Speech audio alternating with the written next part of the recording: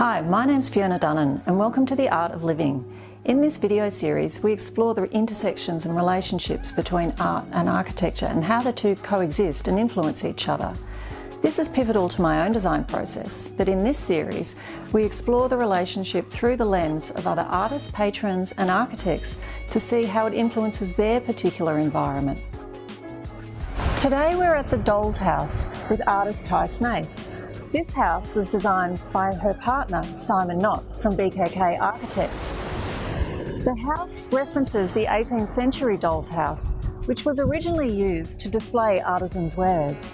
But there's also a really lovely connection to Play School, as you can see, with all the multiple openings in the facade.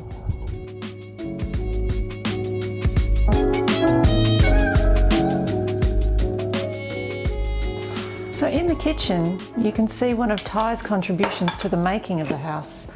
Tai made these handmade tiles, 520 of them, and made about 100 a week, and took them over to Northcote Pottery to be fired. What's interesting about this is this was Tai's first exploration in ceramics, and this medium has now become a major component of her artwork.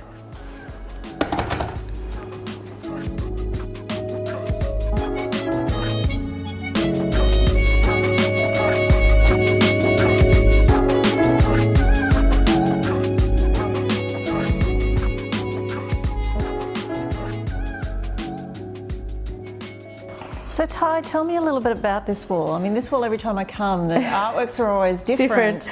Well, it's sort of a test wall. So if I'm having a show, I will often hang, test a group of works together. So it is full of holes, don't look too closely. But it's in between. I just hang works that I've either traded with other artists or I've bought at fundraisers or, that I want to wake up and look at in our bedroom. But I do use it often for other tests or to play around with things that I'm thinking about for shows.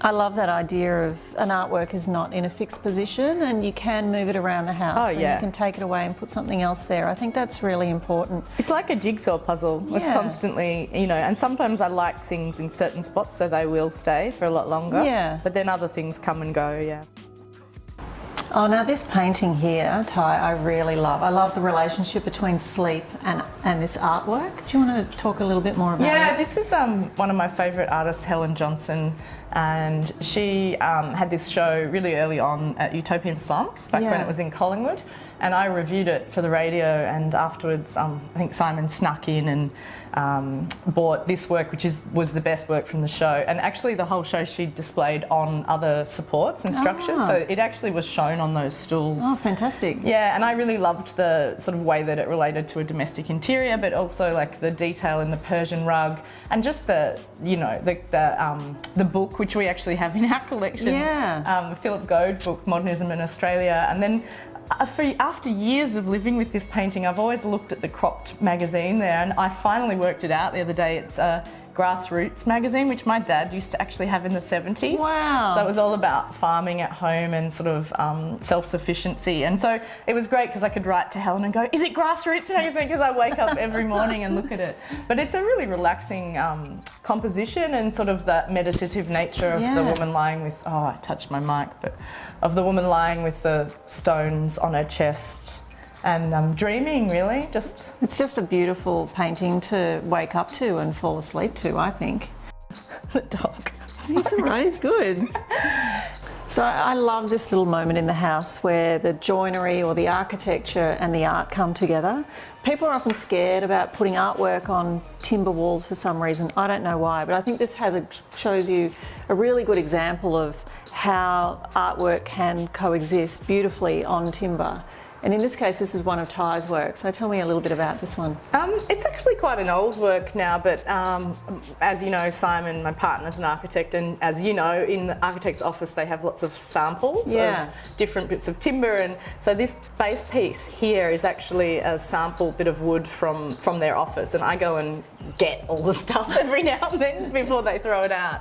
And these are fragments of porcelain actually from a show that I was making, and they were left over, and I just was playing around with how they sat against the edge, and they're It's like a poem, I guess, in parts. So they're almost like lines of a poem or a palette. And then, hanging it on the joinery was really just continuing that language of material. Yeah, but it does have a real architectural feel and almost a landscape feel to it as well. So I think there's a really great symbiotic relationship there. Yeah, thanks. Yeah.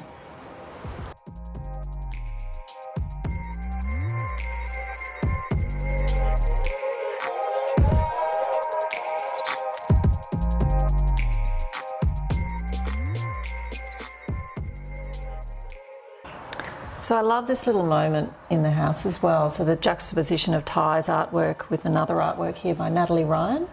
So Tai, tell us a little bit about your relationship with Natalie and this artwork. Well, Natalie's a friend and we wanted to do a trade for a while. So this is one of her works that was originally a flock of horseshoe, maybe you say a swarm of horseshoe crabs. Right. So it's based on they're a prehistoric type of crab.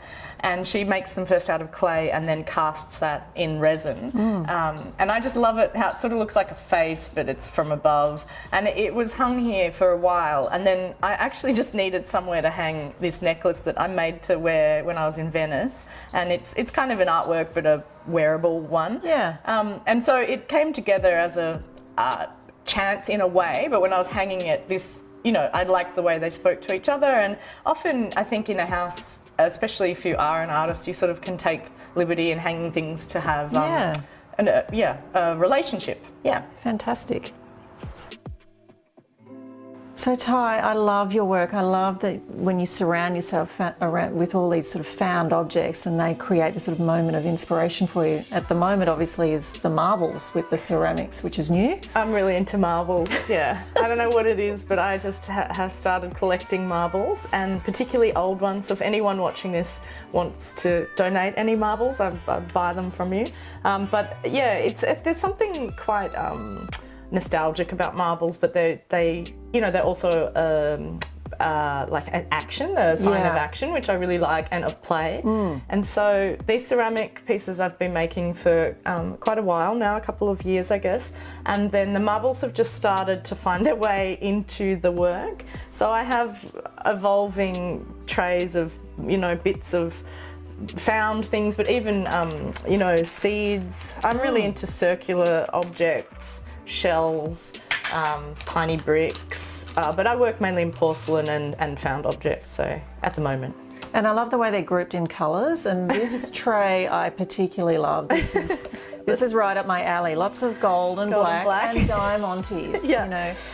When this goes on an artwork, that is my artwork, I have to say. Yeah, these are from a work I just made recently in collaboration with the Botanic Gardens that will be coming to fruition early 2020, but based on some plants in their collection. So often I reference things from the natural world, but from my grandmother's collection, from my father's when he was a child. But yeah, I'm a bit of a bowerbird. I don't like to use the word hoarder anymore because I'm organised. I think that's the distinction. But things evolve all the time. So these hooks on this wall are just a constant changing of things. The wall has holes everywhere, and it's really, my studio is a place where I can hammer stuff into the walls, and there's paint all over the floor, and It's great.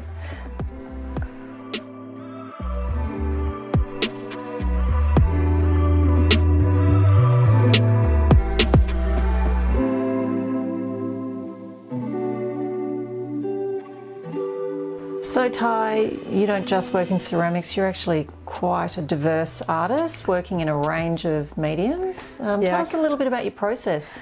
Well, I have two desks, and this one I generally paint on, and I also paint bigger things on the back of the door.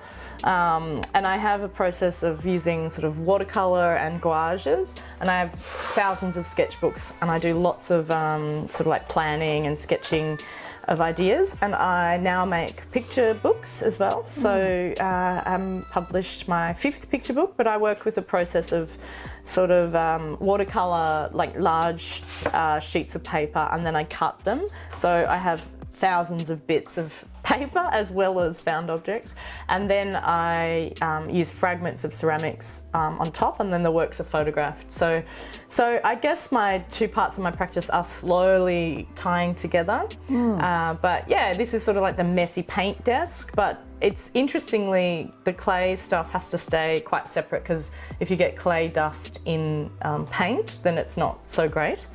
Yeah, so I try and keep them a bit separate, but I'm not very fussy. Like, I'm super messy, and my palettes are just disgusting. I'm not a very, you know, like they've got marble stuck in them and stuff. They're almost beautiful arrangements like this. I look at that and go, that's an artwork in itself. I'm not a very clean painter. I just have a pile of palettes, and you know, I'm just really about making the work rather than styling my space.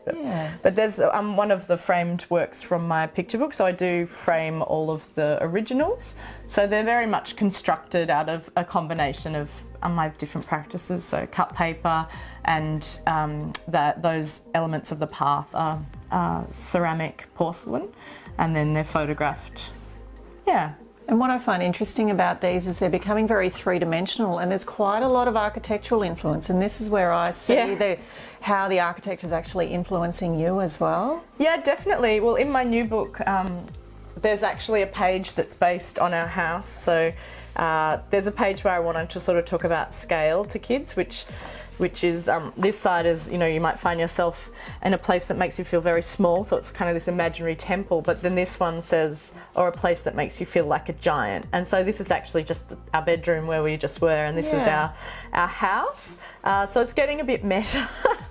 Doll's house as the doll's house, and then in the back it has a picture of our gum tree, and that is our house. So yeah, it definitely has influenced me over the last sort of 5 years, I guess, and even making the tiles for the kitchen and then leading into working with ceramics was, you can see it with perspective, but at the time... You don't even think about it when you're doing it until we start talking about it, and that's when we sort of went, oh, look at this, you know, it's pretty interesting. Yeah, and there was a time, I think, after we'd just done the renovation, or during that time, where I had very small kids, and I really wanted a practice that helped me to slow down a bit, and I think getting into clay was quite good because it was a bit messier, so I had dirty hands, so I couldn't touch my phone as much, so I was spending a bit more time, you know, just slowing things down and not feeling like I had to rush and paint big things, and actually just, spending some quiet time with myself. Fantastic.